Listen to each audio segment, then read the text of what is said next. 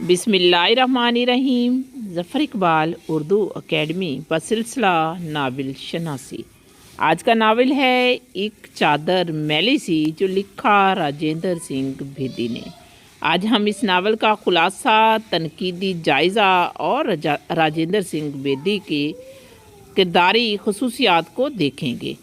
बेदी जो हैं, उन्होंने अपनी ज़िंदगी का जो अदबी ज़िंदगी थी आगाज़ 1932 में किया और मोहसिन लाहौरी के नाम से नज़में और अफसाने लिखे, जो मकामी अखबारात, कॉलेज मैगज़ीन में शाया होते रहे।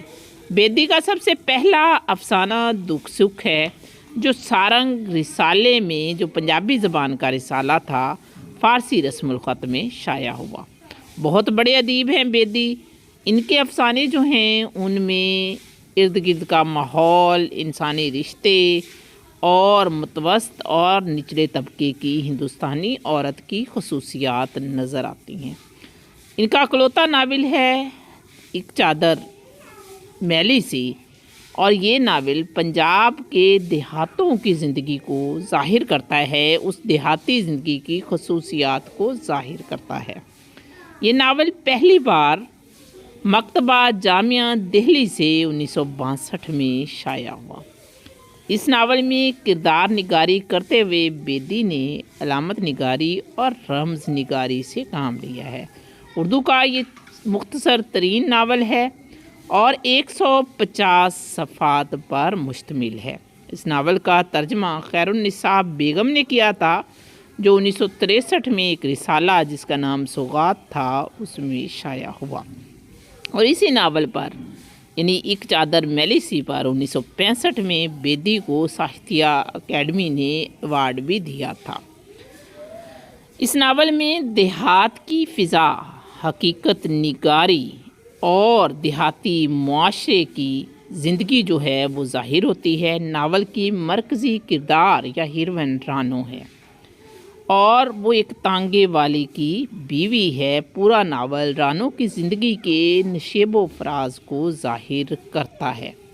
अगर इस नावल की थीम की बात करें तो इस नावल में गरीब और पसमानदा तबकात की औरत के मसाइल को ज़ाहिर किया गया है और उसी मसाइल में पिसे हुए इर्द गिर्द के लोगों की तस्वीर कशी की गई है। किरदारों को हकीकत से करीब तर दिखाया गया है।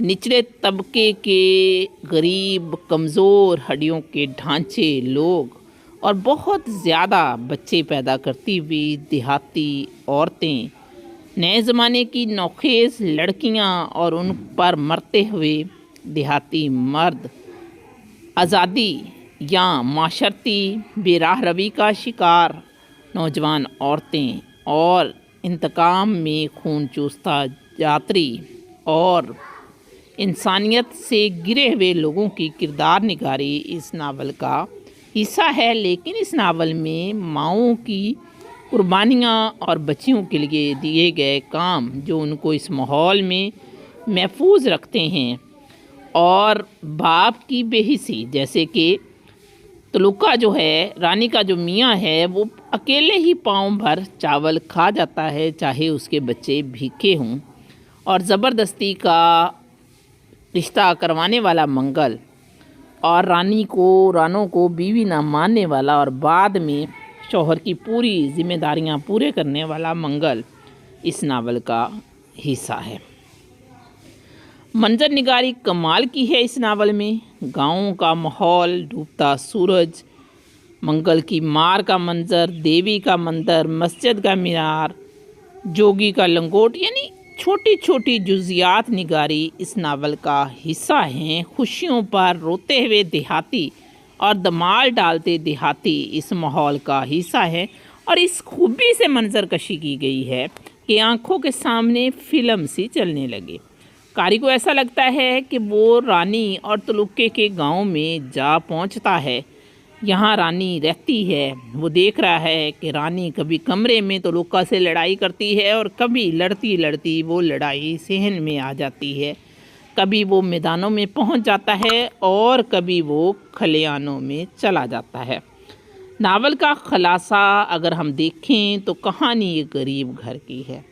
شادی ہوتی ہے رانی کی تلوکا کے ساتھ جو ایک غریب گھرانے کا لڑکا ہے، اور شادی کی واحد شرط یہ ہے کہ وہ 2 وقت کی روٹی رانی کو عزت سے دے گا، اور رانی کے گھر والے رانی کے فرض سے آزاد ہونے کے بعد وہ گاؤں چھوڑ کر دور کے کسی گاؤں میں جا بستے ہیں۔ لیکن تلوکا جس نے وعدہ کیا تھا کہ وہ رانی کو 2 وقت کی روٹی عزت سے دے گا، ایک بدمعاش اور باز شخص ہے۔ وہ شراب نوشی کرتا ہے، لڑکیوں کو اپنے گھر تانگے پر چکنی چپڑی لگا کر پسلا کر لے آتا ہے اور آگے بیچ دیتا ہے مہربان داس اور گھنشیام داس کو، اور ان سے 1 بوتل شراب اور 1 چانپ لیتا ہے۔ اس طرح وہ بہت سی لڑکیوں کی زندگی خراب کرتا ہے۔ اسی دوران رانی اور تلوکا کے 3 بچے ہو جاتے ہیں۔ بیٹی سب سے بڑی ہے جس کا نام بڑی ہے، اور 2 بیٹے ہیں سنتے اور بنتے۔ رانی اور تلوکا آئے روز لڑتے رہتے ہیں۔ جب بھی تلوکا شراب پی کر آتا ہے تو رانی اس سے لڑتی ہے، بعض اوقات اس کی شراب کی بوتل بھی توڑ دیتی ہے۔ ایک دن تلوکا جاتروں کی 14 سالہ لڑکی کو شکار کر لیتا ہے اور اس کے بدلے میں شراب کی بوتل اور چانپ لیے گھر آتا ہے۔ اس بار رانی برداشت نہیں کرتی اور دونوں بہت زیادہ لڑتے ہیں۔ منگل سنگھ جسے رانی اپنے بیٹے کی طرح سمجھتی ہے اور اس کا دیور ہے، وہ ان دونوں کی لڑائی کو ختم کراتا ہے۔ شراب کی بوتل ٹوٹ جاتی ہے، لیکن تلوکا کو سبق نہیں ملتا۔ وہ اگلے ہی صبح ایک نئی بوتل لے کر آ جاتا ہے اور رانی کو صبح صبح دھمکی لگا کر جاتا ہے کہ آج وہ گھر میں بیٹھ کر شراب نوشی کرے گا، لیکن وہ رات ہی نہیں آتی۔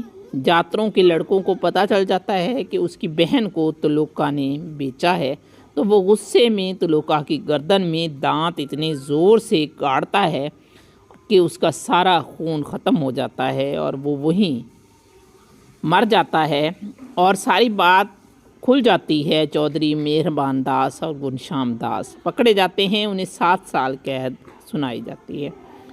تلوکا کی موت کے بعد وہ ماحول، وہ معاشرہ اور گاؤں کے لوگ رانی کا جینا جو ہے وہ مشکل کر دیتے ہیں۔ رانی کا میکا واضح رہے پہلے ہی ختم ہو گیا تھا۔ رانی کی شادی کے بعد وہ اس علاقے کو چھوڑ کر چلے گئے تھے۔ رانی کی بیٹی جوان تھی اور اس کی بولی گاؤں کے سرپنچ لگا گئے تھے۔ رانی کے گھر کھانے کو کچھ نہیں تھا۔ بچے سنتے بنتے اور رانی کی بیٹی بڑی روتے تھے، لیکن کھانے کو کچھ نہ تھا۔ رانی اپنی بیٹی کو بچانے کے لیے اپنی جان لڑا دیتی ہے۔ وہ چنو کے ذریعے فیصلہ کراتی ہے کہ رانی کا دیور جو منگل ہے اس کے ساتھ رانی کی شادی ہو جائے۔ اب منگل کو رانی اپنا بیٹا سمجھتی تھی اور وہ اس سے 10 سال چھوٹا ہے اور اس کی بیٹی کا ہم عمر ہے۔ وہ بھابھی سے شادی نہیں کرنا چاہتا، لیکن پنچ مار پیٹ کر منگل کی شادی رانی سے کر دیتے ہیں، اور شادی کے وقت ایک میلی سی چادر رانی کے سر پر ڈال دی جاتی ہے۔ اسی وجہ سے اس ناول کا نام ایک چادر میلی سی ہے۔ منگل رانی کو بیوی نہیں مانگتا، بلکہ سلامتی سے عشق کے پنجے جھاڑتا ہے، اور کبھی اسے کبھی کہیں ملتا ہے، اور راتوں کو وہ ملتے ہیں۔ لیکن ایک رات اسے تلوکا کی چھپائی بوتل مل جاتی ہے اور رانی منگل سنگھ کو شراب پلا کر اپنی طرف مائل کر لیتی ہے۔ کچھ دنوں بعد جاتروں کے لڑکے کا رشتہ بڑی کے لیے آتا ہے جس نے قتل کیا تھا تلوکا کا، لیکن رانی اپنی غربت دیکھتے ہوئے اور اپنے میاں کا قصور مانتے ہوئے بڑی کا رشتہ جاٹوں کے بیٹے کے ساتھ کر دیتی ہے، اور ہر طرف ہریالی و خوشحالی پھیل جاتی ہے۔ اس طرح یہ ناول اختتام پذیر ہوتا ہے۔